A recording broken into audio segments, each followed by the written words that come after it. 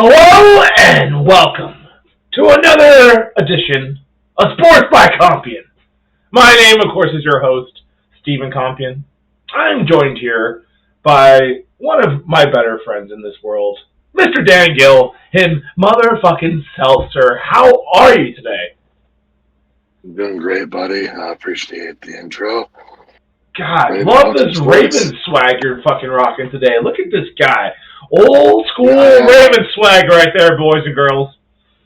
You know who I got it from? Who? I thought you were wondering about that. Sean the Body. I think I've seen him wearing that one, actually. Yeah, he gave it to me the night we came back from Mudfest with the trophy for his birthday. Oh, hell yeah. So, yeah, it was awesome. That was a good party. I remember that one. That was a great party. That was a good party. We all rolled in there. He had food for us. It was fucking awesome. And let me tell you, rugby players like food after a game. Especially that one. Sean's one of the most genuine people you'll meet. I love him. Oh, absolutely. Sean the Body, an absolute legend of the Rockford Ravens. I can talk with him all day. Yeah. And he's got stories beyond belief. Dude, when did that guy play? In the 90s? Early 2000s? Yeah, he did some time with him. Bro, that dude has lived life. That guy has lived a life, man. Let me tell you. Sean the Body, an absolute legend for the Rockford Ravens. Now he races cars up at Rockford Speedway, I think. He sure does. He was just racing last Saturday. I see him post pictures every once in a while. Now, the Ravens couldn't be there to support him because we had business of our own to attend to, Daniel. We went all the way down to the motherfucking Quad Cities, which is about a 2-hour drive. And let me tell you, that 2 hours showed up, Dan, because piles and piles of people suddenly developed work things or family things or car problems or just everything under the sun. Injuries have stacked up on us the last couple of weeks. Came into fruition this past weekend because, Daniel, we went down to face the Quad City Irish with 15 players. Now, as your captain of the Rockford Ravens, I was not super excited about this prospect. We haven't gotten our faces completely ripped off in these brand new jerseys yet. You know, these brand new shiny jerseys the Rockford Ravens have recently been wearing the last 2 weeks. We've only had a very close game that we lost. Frankly, this new spring Ravens hadn't had our faces ripped off yet. Not like previous Ravens teams, which you have been a part of, Daniel, which we have unfortunately had our faces ripped directly off. It's something that hasn't happened to this team yet. And traveling 2 hours against what we thought was a very good Irish team, it was worrisome. However, we got there, and we're informed that they also only had about 15 players, but they also had tons of other weird clubs coming to play for them too. So overall, they ended up with a shitload of players. However, they did eventually share some players with us from some of these other clubs that showed up. Because, Daniel, of the 15 players that showed up, the Rockford Ravens had 4 of them get injured. So Mr. Nathaniel Hudak, an absolute stud for the Ravens, opened up his skull in a tackle. I don't think I've ever seen so much blood on a rugby field, honestly. Mr. Kevin Weaver was out in the first 5 minutes, completely opening up his total eyebrow. Huge gash. I forget how many stitches he said. Decent amount. Your boy truly managed to take out our new scrum half, Nolan. As you can see, I have a bit of a battle. I was going to ask about that. We were both going for a tackle, and we made the tackle, but we both were quite shooken up after the play. Nolan may or may not have a mild concussion. Your boy also may or may not have a mild concussion. Either way, lost Nolan. Zachary, one of our rookies, absolute stud, went down with a back injury as well. Another rookie for us, Jacaro, also went down with back injury. So now that I'm thinking about Daniel, that was actually 5 players that went down, not 4. And luckily, the whole bunch of new guys came in from this random club that, was, I guess, just there and wanted to play. It was a bunch of very young guys. These dudes were fucking excited as fuck. We had this one guy also named Caleb, who actually, Evan, Mr. Anderson, had coached football too. Because he's from the Rockford area. He happens to be going to college down there, I guess, close to the Quad Cities. Maybe he'll come play for the Ravens afterwards. We'd love to have you, Caleb, if you're out there listening. Because the dude pulled out. Absolute tons of energy. Actually scored one of the tries for the Ravens. This was a tight match, because right after we scored that try, we went to a line out. I didn't quite understand. The ref was saying some bullshit. Your boy's supposed to try and catch his breath when we're at these line outs, so I'm not really paying too much attention to all this yelling going on. But apparently he was saying we weren't matching them in the line-out. So he subsequently called a penalty on us, which one of their guys did a very heads-up play, a veteran player, and just went quick, went all the way to the try zone. Now, Dan, this field was the most ridiculous rugby field I've ever played on. Not because of any type of quality of it. It wasn't like there was tons of holes. It wasn't like there was mud everywhere. They literally didn't have uprights. There was no uprights. So they set up two cones. They set up two cones in what was called the try zone. Now, the crazy part about this, it was two cones. Not like 4 or 5 to give you good indicators you were close to the try zone or tries were coming. No, two tries, like, set up like, like a goalpost almost. Like in the front of the... Yeah, like in the middle set up. Now, if you touch the ball down in between those cones, it's 7 points. If you touch it anywhere outside, it's 5. That was the rules we went with because there were no uprights. So no kicking for extra points. Dude, it made the whole game felt like a scrimmage. I don't even know what to say, man. Honestly, we got down there, they were fucking terrible.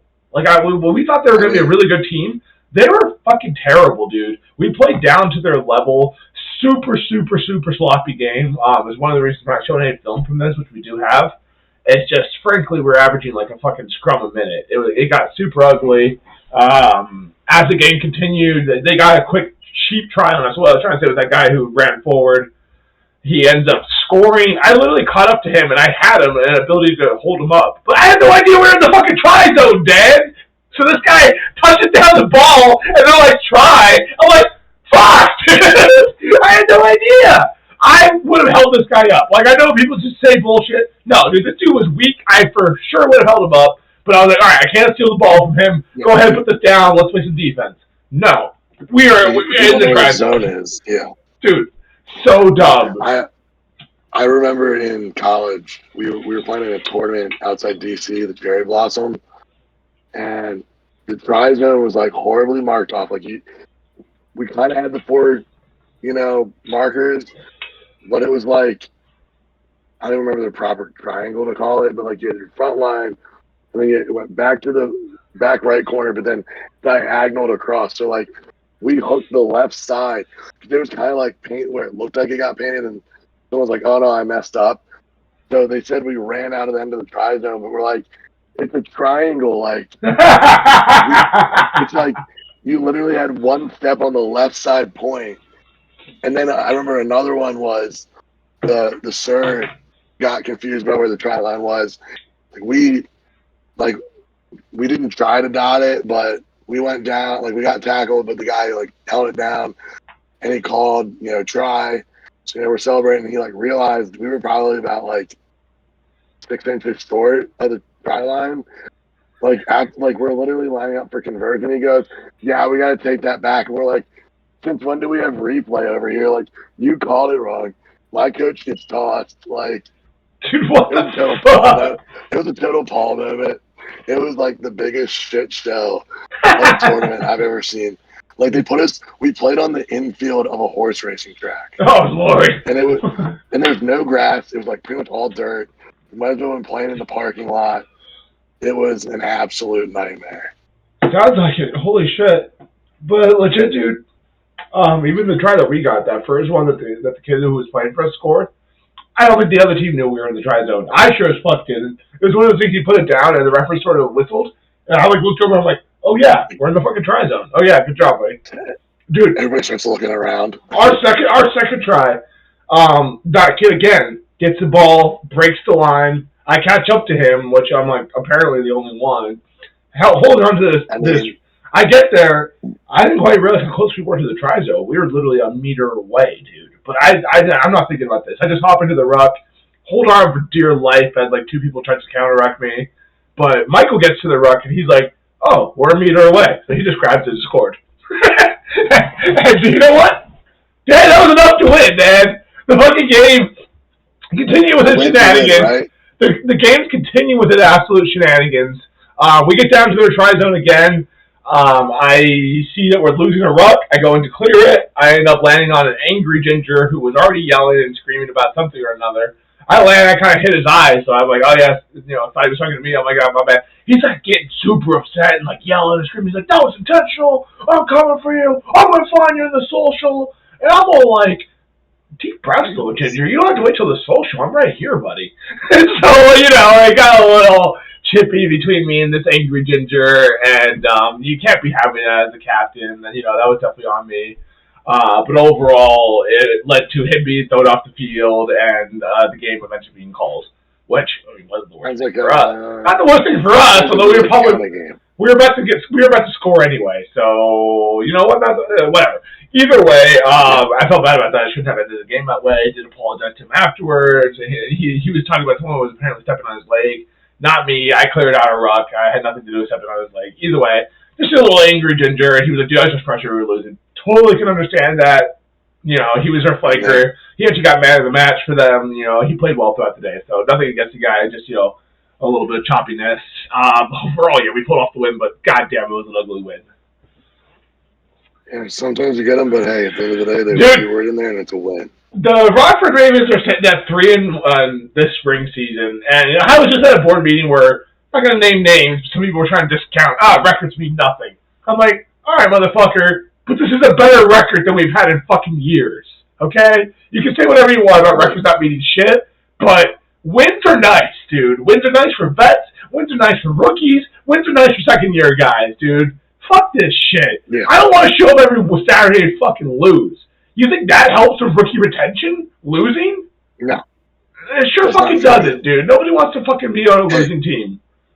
We saw it live. We saw it some years where you lose, like you lose those first couple games and suddenly your numbers drop like by 50 to 25%, dude. It's intense.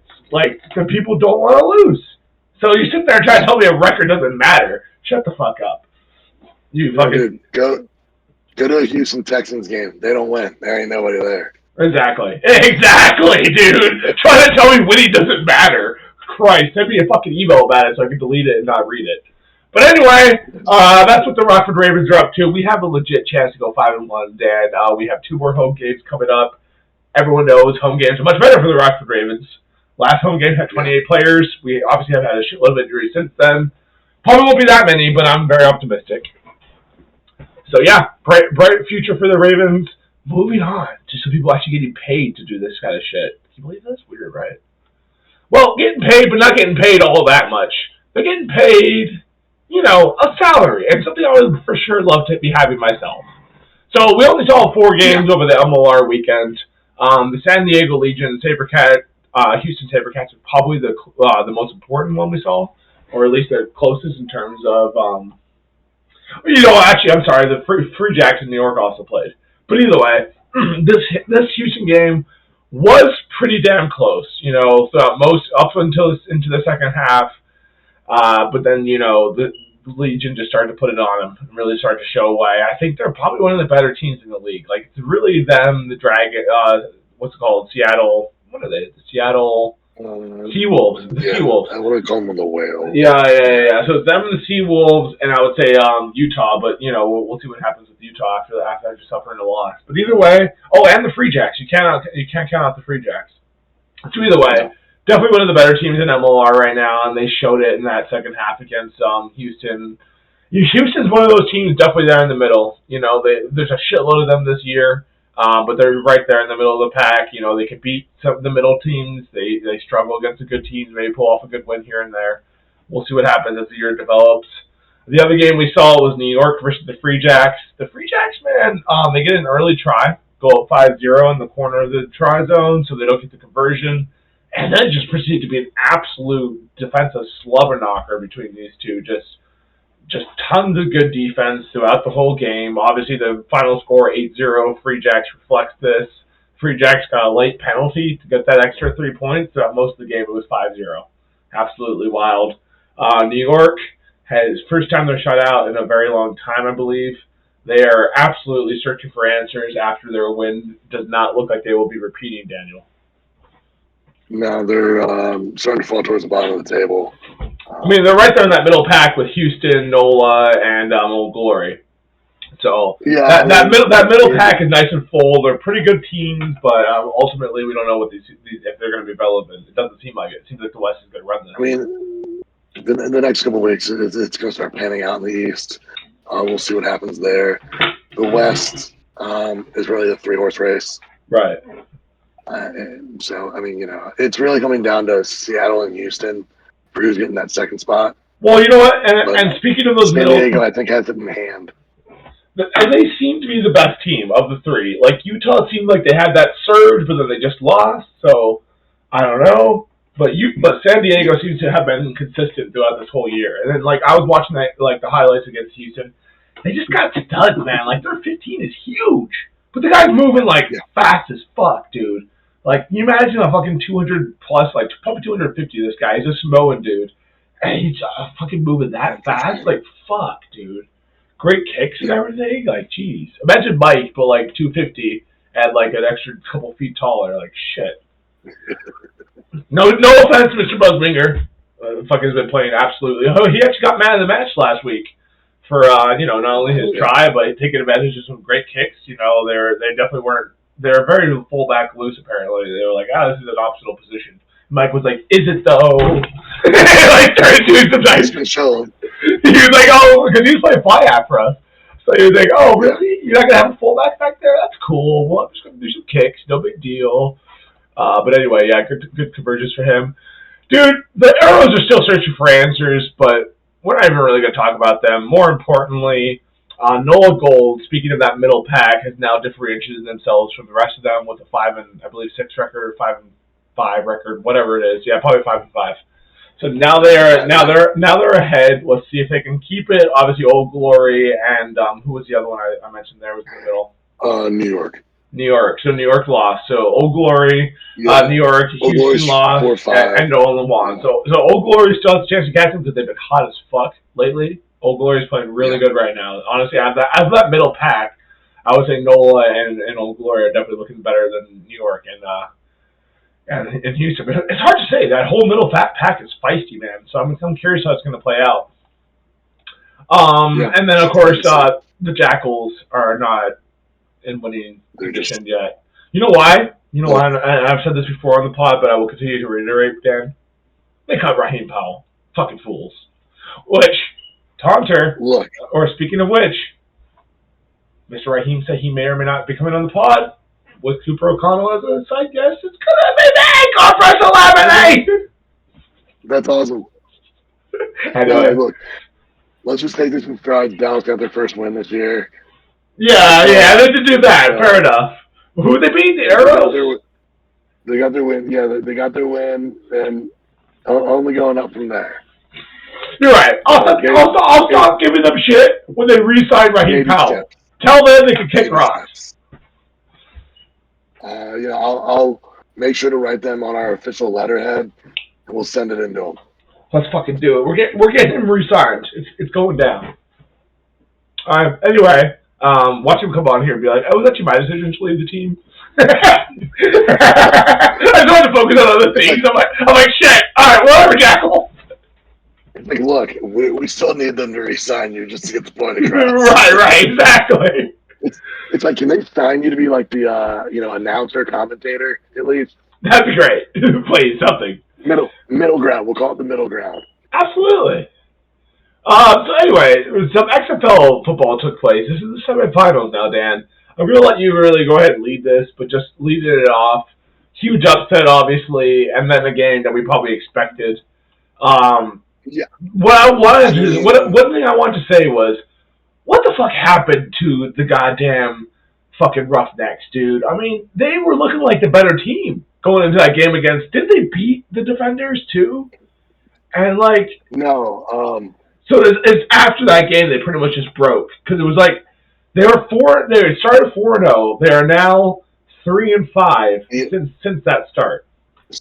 Yeah, but the thing is, they last year, I guess 2 weeks ago,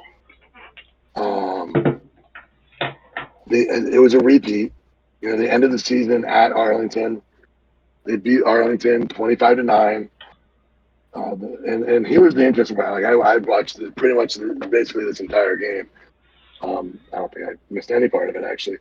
The line opened at Houston by 7.5 by halftime, and it swung to 6.5 Arlington. Damn, that's a swing right there. So, Yeah. So, I mean, Arlington came out fast and hot. Their running game looked really good. Couple I deep mean, balls too. Houston, That deep one was nice. oh, I know. Yeah. So, like, they were airing it out. And, you know, the Houston, if you look at the overall numbers, Houston did pick it back up in the running game. But, I mean, Perez was just on the mark, 19 to 27, almost 300 yards, like 3 touchdowns, no interceptions. Like, that's the game they needed to have. Yeah. And they got it. Houston was running their 2 QB deal. I believe Silvers did get hurt, though, if I recall correctly. Yeah, it looks like And McDonald came in. McDonald had a costly interception. But, Sure I did. mean, Arlington came and played their game that they needed to play. And that's really what it came down to. There wasn't really room for any error on their part. And, they just took advantage of when they needed to. I still didn't expect, the final score was 26-11. I still expected it if Arlington were to win, it was going to be like at least a 1-possession game. Yeah, 100%, like at least a 1-possession game. I was not expecting this. But granted, they drew even in the turnover battle with a 1-1. So, there was mistakes on both sides, but but it's just they couldn't get it going. They did a good job of shutting down the pass, and they had a combined 93 passing yards for Houston. And even though their running game did moderately well, it just wasn't enough. Well, shout out to the Arlington defense. I like to think this is a defensive show. You hold somebody to like 11 points in a semifinal, a championship game. That's big shit. That's how you win playoff games. What do they say, Dan? No. Offense wins games, defense wins championships. Yeah. Can't argue. So then on Sunday we have the second game, the North Division Championship. I think the surprise I had in this game, DC won 37-21 over Seattle. Yeah. And they looked like they were in control of the whole game, didn't they? Yeah. No, they really were. And early, I will say this. Early with those interceptions and some good play by the Seattle defense, the Seattle defense gave them a chance. They really gave Danucci all the chances in the world to be in this game, and he just could not get it going on offense. No, 100%. There was 2 unfortunate interceptions. One I would say was more on Teanu than the other one. One of them, it looks like he bounced it off the chest of the wide receiver. It went up. They picked it. But then another one genuinely got tipped. There's not too much you can do. It was kind of like a bang. Yeah. It went up and he caught it. So, honestly, some really good play by that safety. I like the Seattle safety. He was flying around, dude. No, yeah, he was. I mean, the one interception he had in the end zone, talk about some phenomenal hand-eye coordination. That guy might get a bid to camp, dude, and good for him if he does. So, no, we'll get to this later. There's a bunch of guys that got invited to camps today. We'll get into that. Your boy Danucci got invited, though. Let's go, Danucci! Strong performance out of him. Now, honestly, he struggled the whole game. Yeah, you can't put that past him. But look at the way he finished, man. 295, 3 touchdowns? The game could have been so much worse if they didn't get those 2 interceptions. Yeah. And, I mean, the thing is, he still put up a hell of a game. Almost 300 yards. But we will say that was garbage time. That was garbage time when he picked them apart because, when it was competitive, he just could not. I mean, he had a couple plays, but... No. And, there was, I hate saying it, there was bad weather, but Seattle is built towards a passing offense where DC's run game has been notorious all year. I mean, they are a good passing team, but yeah, when there was the spots in the games when the rain was coming down, they couldn't get the ball out. Whether it was bad grip, whatever. I mean, they talked about waterlogged balls. They just don't fly through the air right. I'll be right back, Dan. A little bit. Yeah. For that, but no, I didn't expect that gap in score with them winning by 16, given the fact that I think combined the two games were about a 5-point difference. So it definitely didn't match the style that we saw before. Now, the interesting part is it's a championship game, Arlington and Defenders. Arlington took DC to overtime a couple weeks ago. Now, the interesting part was it was all first half DC. DC was up 20-9 in the first half of that game against Arlington a couple weeks ago, and I don't know if their defense fell apart, their offense, what it was, but they got outscored 17-6 in the second half to set up the OT. So, Arlington's a little hot right now, but DC seems to figure out a couple things because this was probably one of their better second half performances that I've seen in a while in that game against Seattle. So maybe it fixed whatever bugs it was that were in there. So I think it'll be an interesting thing to see how that goes. The line right now is 6 to DC for Saturday the 13th at 8 o'clock, 7 for you. But I'm still picking the Defenders. Call me a homer. They're my team. But they've proven to be the best so far. But they're playing so well. I do think it'll probably be a close game. But I think DC pulls it out. Oddly enough, this would actually be the first time the XFL has crowned a champion, as they did not do that in their other 2 seasons. So first champion could be the DC Defenders, which, to be fair, they were good the last time we were doing this too. So well deserved. I will be getting my championship T-shirt should it happen. Fuck yeah, guys! Support. I am ordering the North Division Champ shirt though. And I think I might get a jersey. You should get yourself a Battlehawks jersey. Why not? Get yourself a Battlehawks. I might. If you get that, I'll get the Battlehawks jersey, and we'll fucking do this shit, dude. We'll fucking show up next year. Next year we'll go to the game in. Yeah. We'll go to the game in St. Louis next year. I'm down. Let's do it, man. Hey, I had to run away real quick because I was bringing up our non-sponsor sponsor of the day. So when we were down there in the Quads of the Irish, they were gracious enough to give both me and Mrs. Renfelton, who also, I almost forget this again. Last week, the women they just struggled with numbers, so they also lost to Carnival Walk. This week, they also pulled off a victory. It's almost like we're tied together, like fate or some shit. But anyway, they actually destroyed. They were like 17-5, something like that. It's pretty handy. Pretty handy to the victory, and honestly, they had tons of breakaways.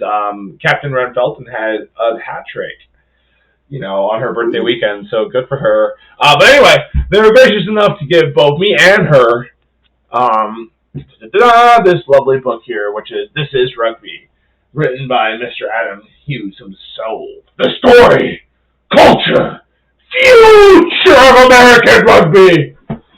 So this is, I haven't quite read this book yet, not gonna lie, but I can't wait to dive into this shit. Rugby book? Hell yeah, sign me up. Shout out to my boy Adam Hughes doing what he can to grow the culture of rugby out here in the world, because it's a beautiful culture, Dan, and everybody should be involved with it / love it. So wrapping up there with the XFL, we would be remiss if we didn't mention that I guess the NFL draft took place or something like that. Do you feel like allegedly? I used to feel like at least that the draft is almost like Christmas, You get to open up a new gift, and who is it going to be the changing of your franchise? Here we go. Not so much anymore, but we are so excited about these things. The Buccaneers drafted KJ Gamble, defensive tackle out of Pitt. He is already having Aaron Donald comparisons because he's a bit of a smaller, fast guy. But he looks like he can put some pressure on the quarterback, and we frankly need that. We've been drafting. We literally have drafted defensive linemen the last 3 drafts in a row. We went JTS, who still hasn't quite proven himself. The dude flies in there, but he always runs right past the quarterback like a crazy person. Logan Hall, who kind of disappeared last year. Hopefully he can have a better sophomore year. And then now we've drafted KJ here in 3 years in a row, D lineman. After that, we dressed some other things, offensive line, which is very necessary. We drafted him at tackle, but this kid looks like he can play all over the O-line, so very excited about that. We got some tight ends. We got some linebackers. We got some studs. Looking good. How about the Packers? What typical Packers defensive guy in the first round. Yeah. We took Van Ness, the defensive end out of Iowa. Now, I mean, I'm not knocking the choice, but Taylor immediately called him Johnny Bravo and put it on Twitter. Apparently, it went viral. So shout out. I mean, there was a couple wide receivers on the board that I wish they took that they didn't.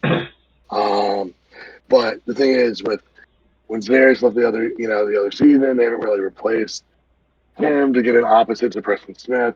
So I think he'll be a good opposite to Preston Smith. Also, just helping keep Preston Smith's pressure.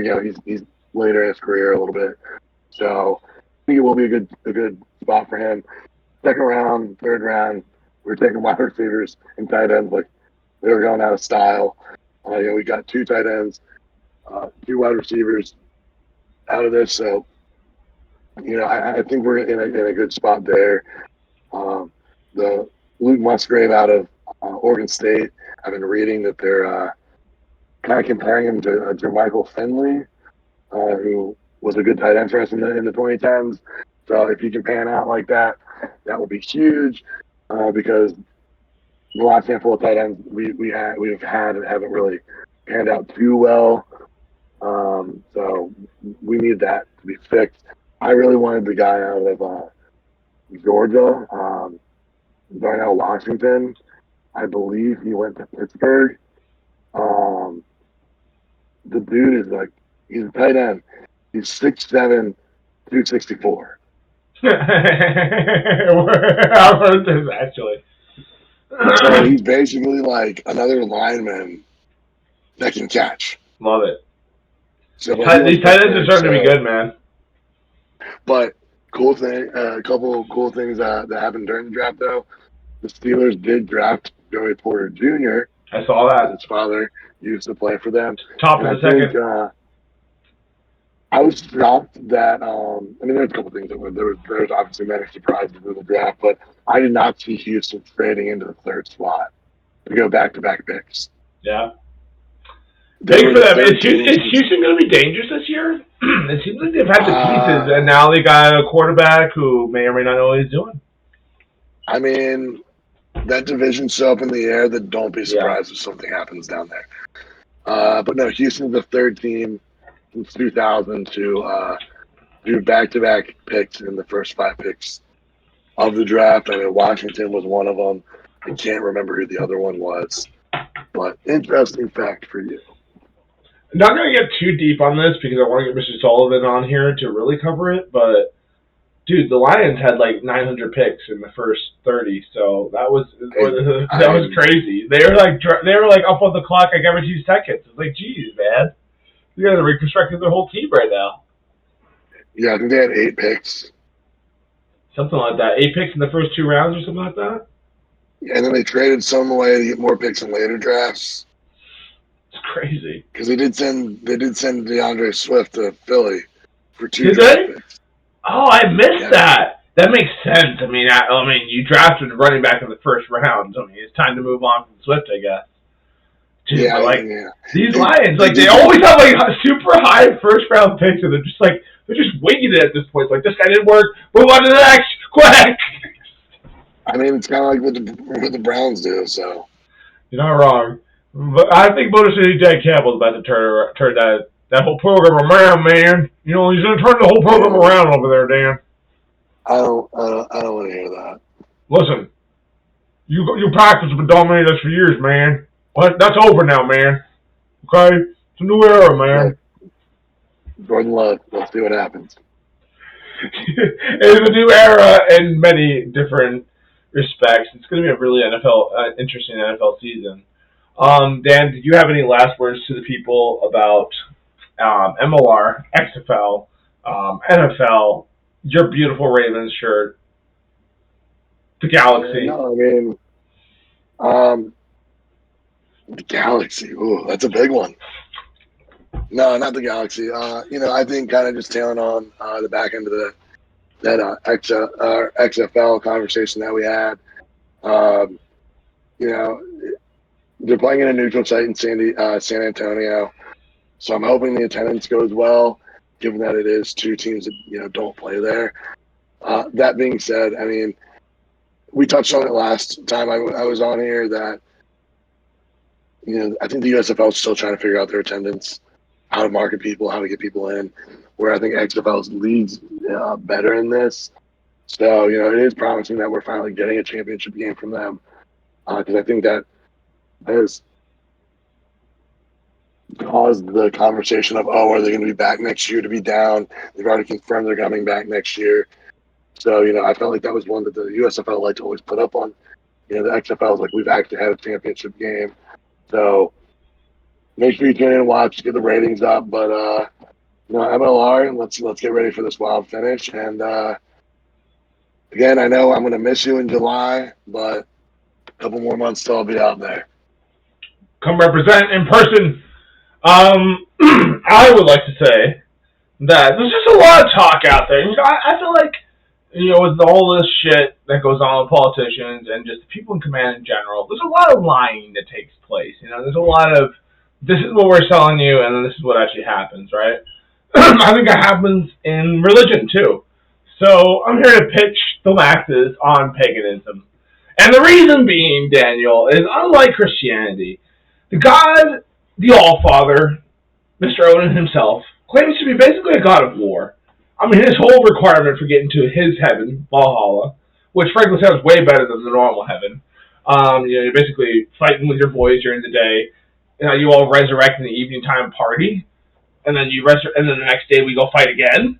Sign me the fuck up. That sounds way better than hanging out on some clouds or some shit. Anyway, so not only does their heaven sound better, but I mean, are we not living in like a world of war? I mean, so this other guy claims to be a god of love. I mean, yeah, there's love out there, man, but dude, there's war, and it's been war for a very long time. So not only is there active war going on, but there's mental war happening, and there's fucking backdoor wars happening all the time, all kinds of weird shit. There's third world countries where people are fucking fighting to survive. And you're going to sit here and tell me this is a world of love, and this is the God of love. If he's the God of love, he might be losing to the God of war. Anyway, sports by Compian. That's just a lovely message for you guys to contemplate. We out!